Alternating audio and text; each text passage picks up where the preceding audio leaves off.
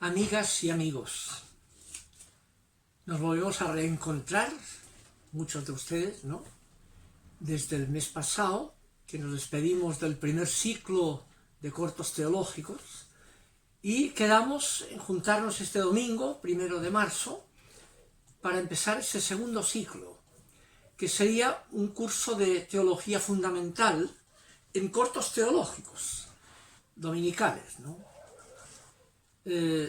Veo que se ha mantenido la gente en las suscripciones, somos como 800, ¿no?, inscritos, de manera que quiere decir que no hay decepción, que hay expectativa, que hay ganas de hacerlo, de manera que seguimos. Y nos planteamos esto para todo este año 2021, de aquí hasta fin de noviembre, ¿ya?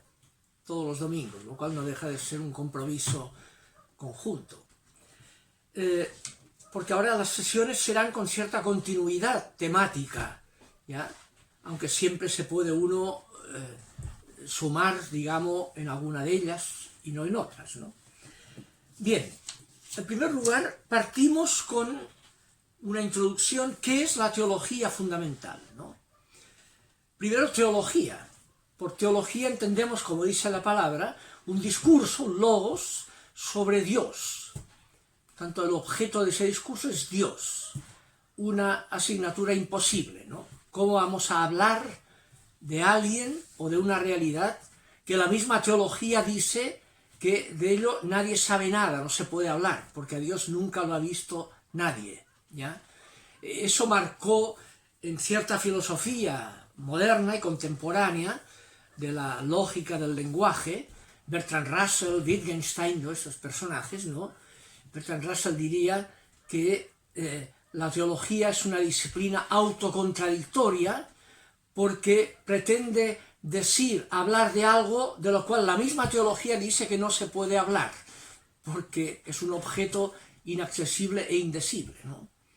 Por tanto, sería contradictorio. ¿Cómo vas a hablar de aquello de lo cual tú mismo dices que no se puede hablar, ¿no? Porque nadie sabe nada. Wittgenstein terminará su famosa obra sobre el Tratado Filosófico Teológico, ¿no? La última frase dirá: de aquello de lo cual no se puede hablar, hay que callar. Y eso marcará en la misma teología el desborde de la teología, de un intento de decir lo indecible, al silencio teológico, ¿no? Al silencio místico.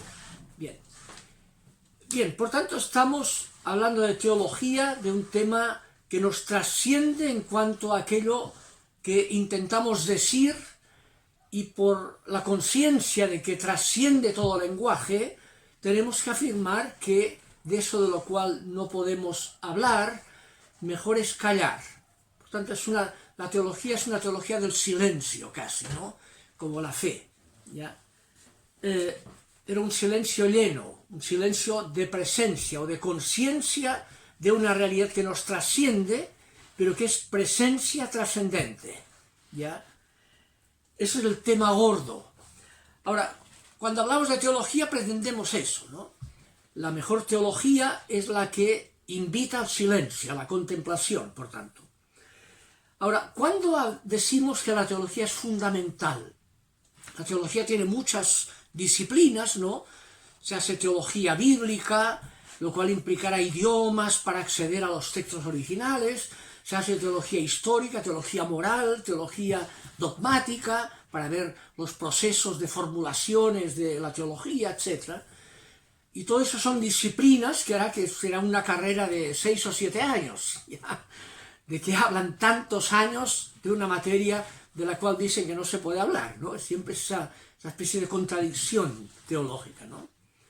Entonces, la teología tiene como base una disciplina que llamamos teología fundamental, que intenta reflexionar sobre las categorías más fundamentales de toda la teología, las que están en la base del edificio teológico, ¿no? ¿Cuáles son esas categorías? Son dos.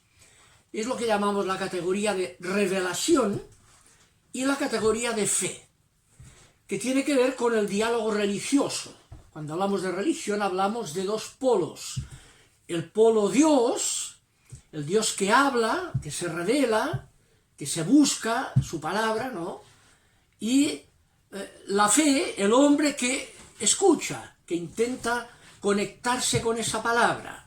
Dios habla, se revela, revelación, el hombre escucha, oye con ganas de tomar atención a lo que oye, que es escuchar, no solo oír, sino audire, obedecer la palabra, no solo oírla para obedecerla, para dejarse marcar por lo que eso significa.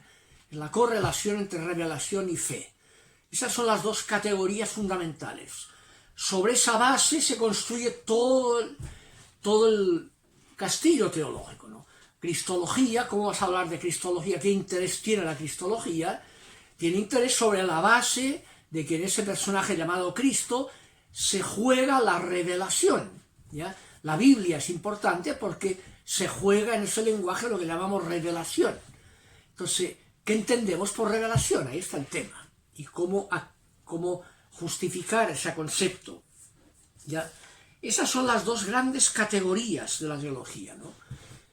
Ahora, eso son la materia, revelación y fe. Revelación que corresponde al polo Dios, en el diálogo religioso, y fe que corresponde al polo hombre o ser humano en ese diálogo religioso, ¿no? Ahora, ¿de qué forma hay que elaborar esa materia teológica, revelación y fe? En la forma fundamentadora. Y aquí el concepto de fundamental acentúa el carácter de fundamentación, de legitimación, dicho en términos actuales, de mostrar qué sentido razonable tiene eso que decimos al hablar de revelación y al hablar de fe. ¿En qué sentido es razonable eso que ahí entendemos por revelación y por fe? ¿Ya? Porque una fe no razonable deja de ser fe, ¿ya? O una revelación no razonable que no tenga sentido deja de ser creíble. Decía San Agustín eso, ¿no? Una fe no razonable deja de ser fe porque nadie puede creer en algo si eso en que cree no es razonable creerlo, no tiene sentido creerlo. Y ahí vienen, para poder fundamentar, de hecho, ahí viene la palabra tradicional, de una cierta tradición que se deslegitimó por su mal uso, al decir revelación, era en respuesta.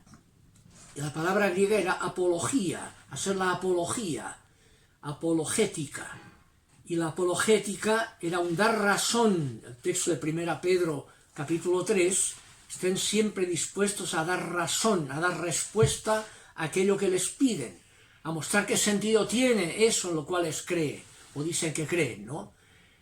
Y ese dar respuesta o mostrar que tiene sentido implica el diálogo, no una apologética impuesta, y que si no lo crees te vas al infierno, ¿no? Que fue el desprestigio de la apologética antigua. Es una apologética que intenta mostrar qué sentido tiene en el diálogo. ¿Diálogo con quién? En tres niveles ese diálogo, ¿no? Propio de la teología fundamental. En un primer nivel es el diálogo con gente no creyente, el fenómeno del ateísmo. ¿Qué razones o qué buenas razones pueden tener los no creyentes para no creer? En el mundo actual sobre todo, ¿no? Las buenas razones que puede haber para no creer. No sea que por no haber los creyentes tomado en serio esas buenas razones, sean creyentes por pajarones, que diríamos en Chile. O sea, por ignorantes de las buenas razones que hay para no creer, por falta de diálogo. Primer nivel, diálogo, opción creyente y opción no creyente, y su respectiva racionalidad. Son dos opciones que tienen que ser razonables. ¿Qué opción razonable tiene la opción no creyente? ¿Y qué opción razonable puede tener la opción creyente? Ese es el diálogo, ¿no? Es razón versus razón, no razón versus fe. Razón, ¿en qué sentido es razonable creer o no creer? ¿Ya? El diálogo. De ahí un segundo nivel es, al interior ya de la opción creyente, después de haber dialogado con la opción no creyente, en la opción creyente puede haber diversas formas de esa opción creyente. Hay muchas religiones. ¿Por qué cristianismo y no islam o no budismo, no? Y viene un segundo nivel de la teología fundamental, que es el diálogo interreligioso. La opción creyente cristiana en relación con opciones creyentes que no son la cristiana. Y luego un tercer nivel es al interior de la opción creyente cristiana, ¿por qué católicos y no ortodoxos o protestantes o al revés, ¿no? Y ahí viene el diálogo ecuménico, el diálogo entre opción creyente católica en relación y en diálogo con la opción creyente cristiana no católica. Son los tres niveles propios de una teología fundamental. Y ese diálogo tiene que tener dos modos, que es dos funciones. Una función crítica, que es evaluar críticamente, razonablemente, qué sentido tiene cada una de esas opciones, la función crítica propia de la teología fundamental, y con que las religiones se basan también en tradiciones que están recogidas en textos escritos, revelaciones puestas por escrito, etcétera, todas las religiones, ¿no? Cuando la función crítica se remite a textos, lo llamamos hermenéutica, la función hermenéutica, ¿ya? En la Biblia a veces llamamos exegética. ¿Qué sentido críticamente establecido, con qué hermenéutica es razonable creer o confiar en esos textos sagrados que llamamos revelación o mediaciones de revelación? Esa es la temática en la cual vamos a entrar, ¿ya? A partir del próximo domingo, entonces, entraremos ya en la primera forma, digamos, de entender esta teología fundamental. Nos veremos. Ojalá les sirva. Buen domingo.